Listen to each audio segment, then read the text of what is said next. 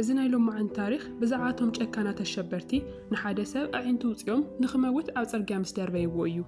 ግን ድማ ንሳቶም ንሓደ ሰብ ብቻ ዘይኮኑስ ነቲ ናይ CIA ኣዝዩ ሓደገኛ ዝኾነ ወኪል ሼልደን ሳንስ ዝተባህለ እውን እዮም ኣበራቢሮምዎ።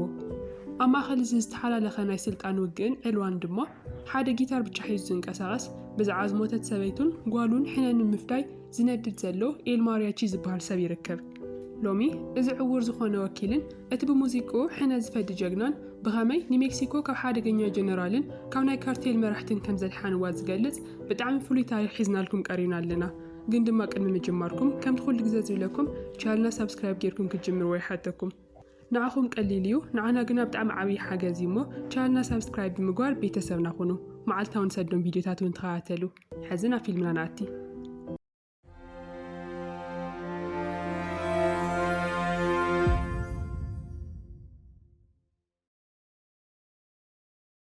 እዚ ታሪኽ ዝጅምር ኣብ ማእኸል ሜክሲኮ እዩ።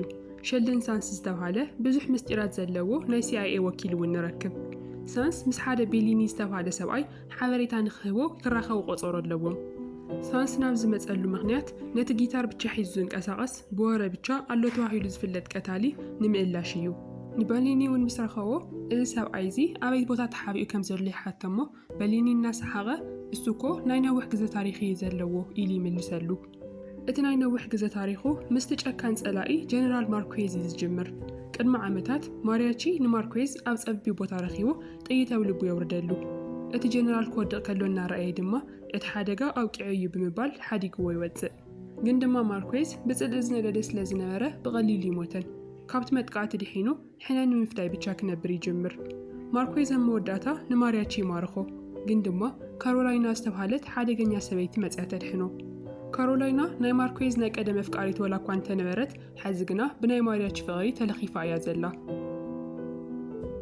ንኡ ኢላ እውን እያ ነቲ ሕዚ ተፍቅሮ ሰብ ንምድሓን ነቲ ናይ ቀደም ኣፍቃሪኣ ዝነበረ ጀነራል ዝኸሓደቶ። ጀነራል ማርኩዌዝ ካብ ሽዑ ጀሚሩ በቲ ዝተፈፀመሉ ጥልመት ዝነደደ ጽልኢ ሓዲርዎ ኣሎ።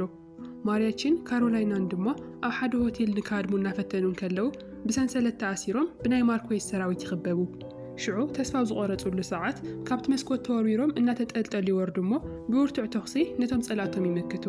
ኣብ መወዳእታ ኣብ ሓንቲ ቦታ ሓልፍ ዝነበረት ኣውቶቡስ ይዓልዉ፣ ናብቲ ጸልማት ከዓ ይስወሩ። ንግዜ ወላ እንተኾነ ንእሽተይ ሰላም ይረኽቡ፣ ቁሩብ ጸኒሖም ይመርዓዓው። ካሮላይና ድማ ጽብቕቲ ጓል ትወልድ። እቲ ስድራ ቤቶም እውን ምሉእ ይኸውን። ግን ድማ ማርኩዌዝ ቂመ ይርስዕን እዩ። ኣሊሹ ይረኽቦም እሞ ንማርያቺ ኣብ ቅድሚ ዓይኑ ንካሮላይናን ነታ ጽብቕቲ ጓሉን ብጭካነ ይቐትሎም። ማርኩዌዝ ንማርያቺ ሞይቱ ክኸውን ኢሉ ሓዲግዎ ይኸይድ። እቲ ናይ ሕነ ምፍዳይ ዕዱኡ እውን ከም ዝተኸፈለ ይቆርጾ።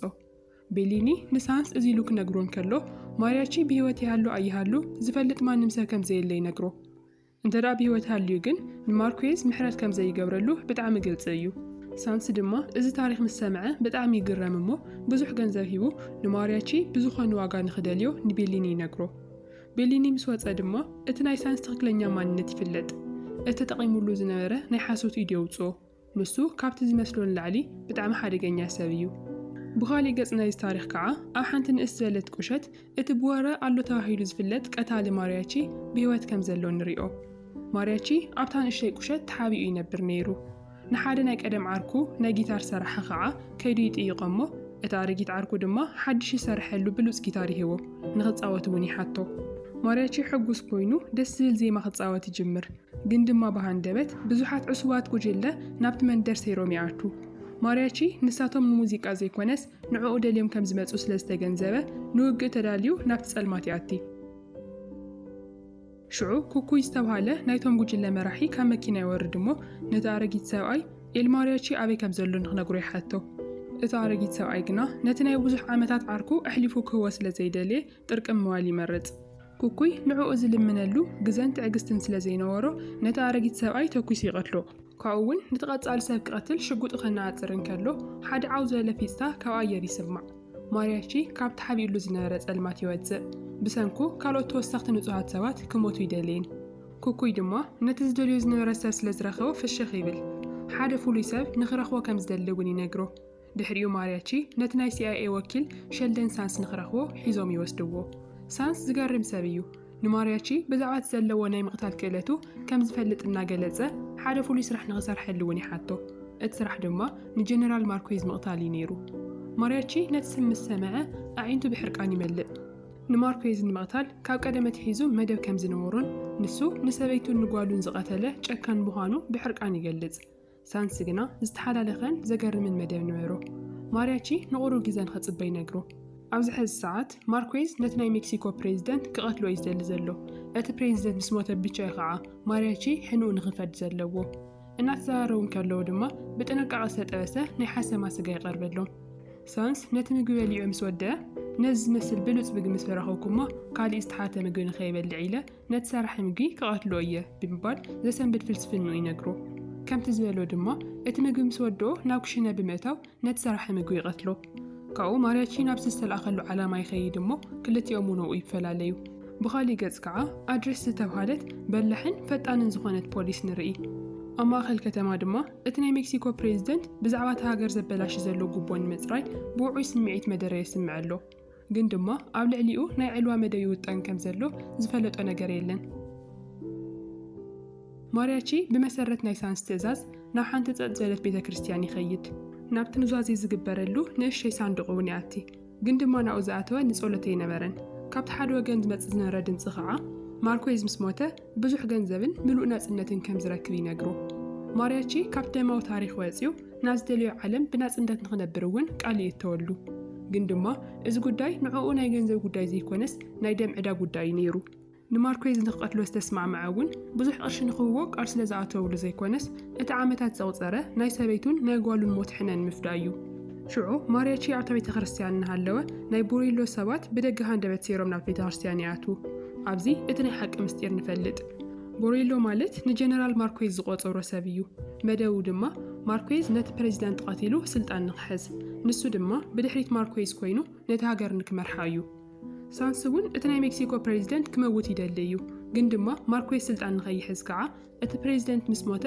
ሽዑ ንሽዑ ማርኮይዝ ንኽቕተል እዩ ዝሓስብ ዘሎ ኣብቲ ሰዓት ቡሪሎ ነቲ ሓሲብዎ ዘሎ ሓሳብ ማርያቺ ዕንቅፋት ምዃኑ ስለ ዝፈለጠ ንኽቐትልዎ ኢሉ ናብ ቤተ ክርስቲያን ሰባት ይሰድድ እቶም ዝተልኣኹ ሰባት ድማ እቲ ዝመረፅዎ ዒላማ መን ከም ዝኾነ ስለ ዘይፈለጡ ብጣዕሚ እዮም ንዕቐምዎ ነይሮም ማርያቺ ነቲ ናይ ጊታር ሳጥኑ ብቕፅበት ይኸፍቶሞ ነቶም ፍሉያት ተፅዋራቱ ብምውፃእ ነታ ቤተ ክርስቲያን ናብ ናቶም መቃብር ይልውጣ ካብቲ መጥቃዕቲ ምስ ወፀ ከዓ ናብ ሳንስ ይድውለሉ እቲ ስራሕ ካብቲ ሓሰብዎ እንዳዕሊ ዓብዪ ስለ ዝኾነ እቶም ናይ ቀደም ጉጅልኡ እንደገና ንኽሰርዖም ከም ዝደሊ ይነግሮ ሳንስ ድማ እቲ ስራሕ ንኽጠናቀቕ ብቻ ሙሉእ ነፃነቱ ይህቡ ብድሕሪኡ ሳንስ ናብ ሓደ ጆርጅ ዝተባሃለ ጥሮታ ዝወፀ ናይ FBI ወኪል ይደልዮ ቡሪሎ ቅድሚ ዓመታት ንናይ ጆርጅ ብጻይ ቀቲልሉ ስለ ዝነበረ ጆርጅ መዓልታዊ ይሕነን ምፍላይ ዝሓልም ነይሩ ሳንስ እውን እዚ ስለ ዝፈልጥ ምስቲ ናይ ቀደም FBI ጆርጅ ስምምዕ ይገብር ንቡሪሎ ኣሕሊፋ ክበካ እየ ንስኻ ድማ ነቲ ዝጀመርካዮ ሕነን ምፍላይ ክትፍጽሞ ትኽእል ኢኻ ይብሎ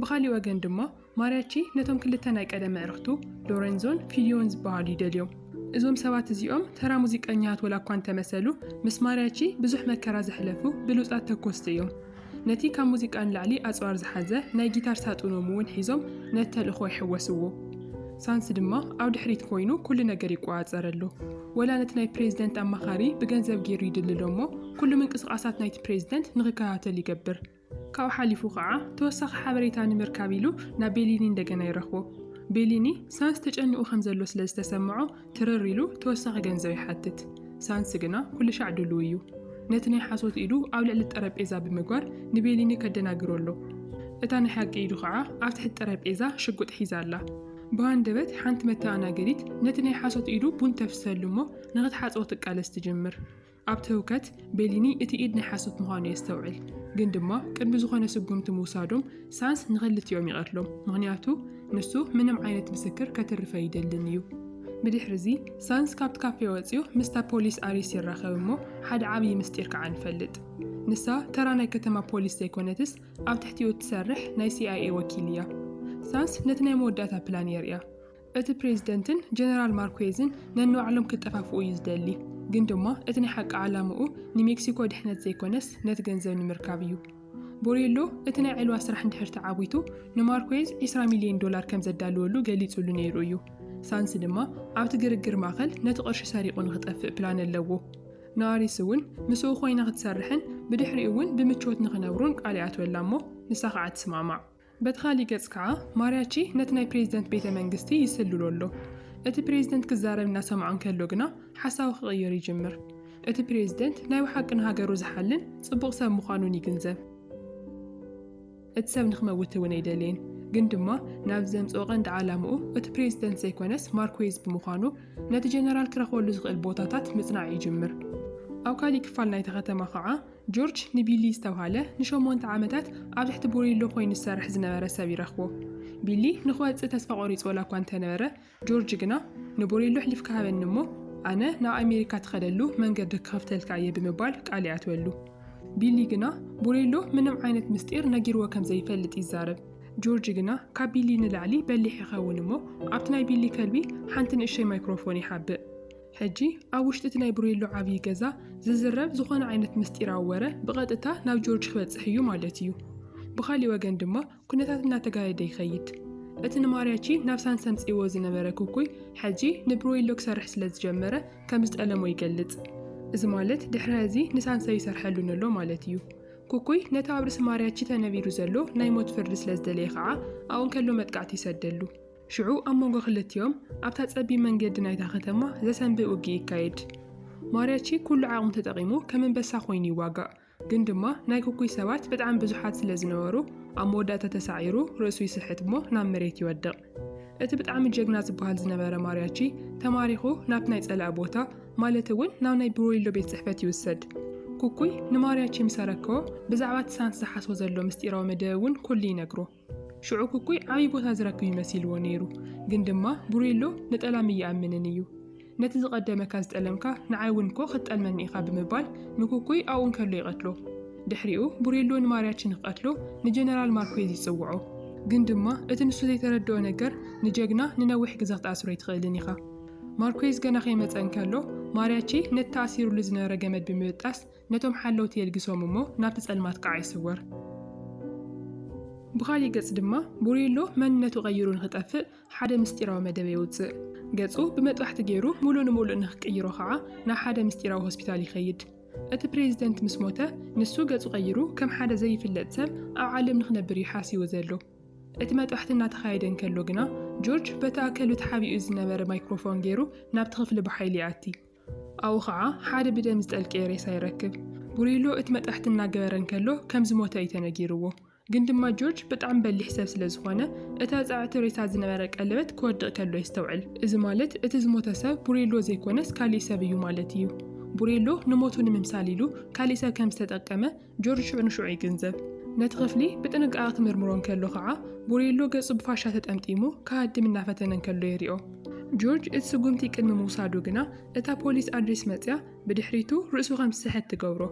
በተኻሊእ ወገን ድማ ሳንስ ኩሉ መደባቱ ስለ ዝፈሸለ ክጭነቕ ይጅምር።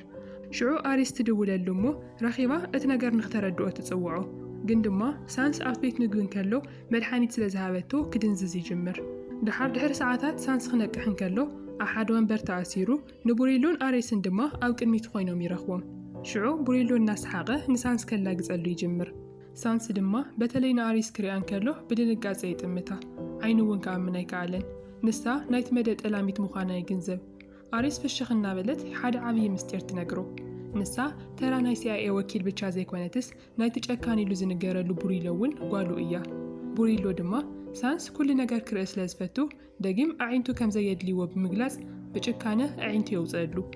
ካብ ሽዑ ከዓ ሳንስ እቲ ናይ ምርኣይ ክእለቱ ይጠፍእ። ዕውር ገይሮም እውን ኣብ ጽርግያ ይድርብይዎ። ግን ድማ ሳንስ ተስፋ ይቆረፀን። ሓደ ንእሽተይ ቆልዓ ረኺቡ ኣዒንቱ ንኽከውን ብገንዘብ ይገዝኦ።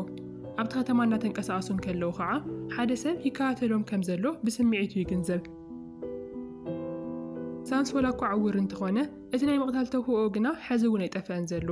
በቲ ንእሽተይ ቆልዓ እናተሓገዘ ናይቲ ጸላእ ኣንፈተለልዩ ብምትኳስ ነቲ ዝከታተሎ ዝነበረ ሰብኣይ ይቐትሎ።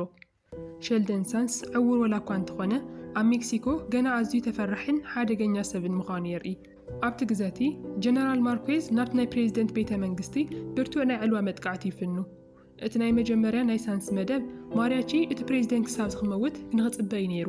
ማርያቺ ግና ሓሳቡ ቀይሩሎ። እቲ ፕሬዝደንት ጽቡቕ ልቢ ከም ዘለዎ ምዃኑ ስለ ዝፈለጠ ንኽከላኸለሉ ይውስን። ንሎሬንዞን ንፊድዮን እውን ነቲ ከባቢ ንክሕልው ይገድፎም እሞ ንሱ ንወይኑ ናብ ቤተ መንግስቲ ይኣቲ። ማርያቺ ምስቶም ማዕበል ዝመስሉ ወታደራት እናተቃለሰን ከሎ እታ መዕረክቱ ሎረንዞን ፊዲዮን እውን ንክሕግዝዎ ይመጹ በት ዘመናዊ ኣጽዋር ዝሓዘ ናይ ጊታር ሳጥኖም ገይሮም ድማ ነቲ ውግእ ብልዕልና ይመርሕዎ ኣለዉ እቲ ፕሬዝደንት ድማ ንኦም ክሪኦም እንከሎ እዞም ሰባት እዚኦም ቀተልተይ ዘይኮኑስ ተኸላኸልቲ መላእኽቲ እዮም ብምባል ይግንዘብ ማርያቺ ነቲ ጠላሚ ኣመኻሪኡ ይቀትሎሞ ነቲ ፕሬዝደንት ብሰላም ንኸውፅኦ ኢሉ ናይቲ ዝሞታ ኣመኻሪ ክዳን ይገብረሉ ካብኡ ንኽወፁ እናተቃለሱን ከለዉ ድማ ነቲ ቡሬሎ ንማርኩዌዝ ዘዳለወሉ 20 ሚልዮን ዶላር ይረኽብዎ ሎረንዞን ፊዲዮን ከየመናመኑ ነቲ ጽዋሮም ኣውፅኦም ነቲ ናይ ጊታር ሳንዱቆም ብገንዘብ ይመልእዎ ብኻሊእ ገጽ ከዓ ናይ ሜክሲኮ ህዝቢ ብሰንኪ ናይ ማርኩዌዝ ጭካነ ብጣዕሚ ስለ ዝተማረረ ነቲ ዕልዋን ምምካት ኢሉ ናብ ጽርግያ ይወፅእ እዚ ማለት እቲ ህዝቢ እውን ኣብ ጎኒ እቲ ፕሬዝደንት ደው ኢሉ ኣሎ ማለት እዩ ቢሊ ድማ ንጆርጅ የድሕኖሞ ብሓባር ኮይኖም ናብ ቤተ መንግስቲ የምርሑ ጀነራል ማርኩዌዝ ንፕሬዝደንት ንምቕታል ኢሉ ናብቲ ናይ ክሩ ኣዳራሽ ይኣቲ ግን ድማ ካብ ፕሬዝደንት ንላዕሊ ብጣዕሚ ሓደገኛ ዝኾነ ሰብ እናተጸበዩ ነይሩ ማርያቺ ካብቲ ሓቢእዎ ዝነበረ ጸልማት ይወፅእ እሞ ንማርኩዌዝ እቲ ዝፈጸምካዩ ሓጢኣት ሎሚ በፂሕካ ኣሎ ይብሎ ቀፂሉ ከዓ ምንም ግዜ ከየጥፍአ ቀዲሙ ኣብ ብርኩ ይትኩሰሉ ኣብ መወዳእታ ኣብ ርእሱ ብምትኳስ ጀነራል ማርኩዌዝ ንኽመውት ይገብር እቲ ንዓመታት ዝጸንሐ ንብዙሕ ግዜ ንሓስበሉ ዝነበረ ናይ ደም ዕዳ እውን ኣብ መወዳእታ ይኽፈል ማርያቺ እውን ናይ ሰበይቱን ናይ ጓሉን ሕነ ክፈዲ ይኽእል ኣብ ደገ ድማ እቲ ዕውር ዝኾነ ሳንስ ኣብ ማእኸል እቲ ህውከት ኮይኑ ተኽሱ ይቕጽል ኣሎ ካብኡ እታ ዝኣምና ዝነበረ ኣሬስት ረኽቦሞ ንመወዳእታ ግዜ ምስ ዓመቶ ክትቀትሎ ኢላ ሽጉጣ ተጥዕል ግን ድማ ሳንስ ካብኣ ይቕድም ወላ እኳ ብዓይኑ እንተዘይረኣያ ምንቅስቓሳ ስለ ዝተሰምዖ ግና ቀዲሙ ብምትኳስ ነቲ ጥልመታ ንሓዋሪ የውቅዐሉ ብኻሊእ ወገን ቡሪሎ ናይ ማርኩዌዝ ሬሳ ምስ ረአየ ግዝኣቱ ከም ዘብቅዐ ይግንዘብ ነቲ ዝጠለሞ ቢሊ ከዓ ይቐትሎ ግን ድማ ጆርጅን ማርያቺን ብሃንደበት መፂኦም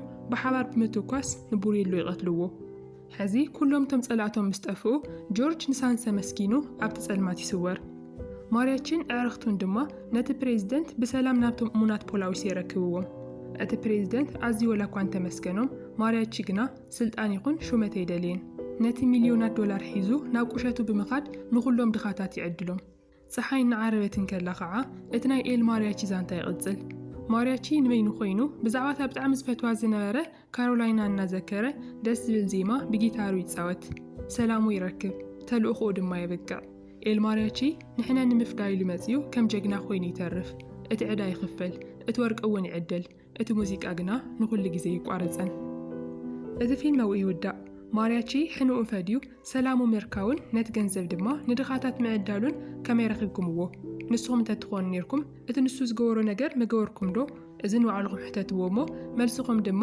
ኣብ ኮሜንት ተቐምጡልና ኢኹም ነዛ ቪድዮ ላይክ ጌርኩም ከዓ ቻናልና ሳብስክራይብ ብምግባር ኣብ ቀጻሊ ቪድዮ ክሳብ ንሰድድ ተጸበዩና ሰላም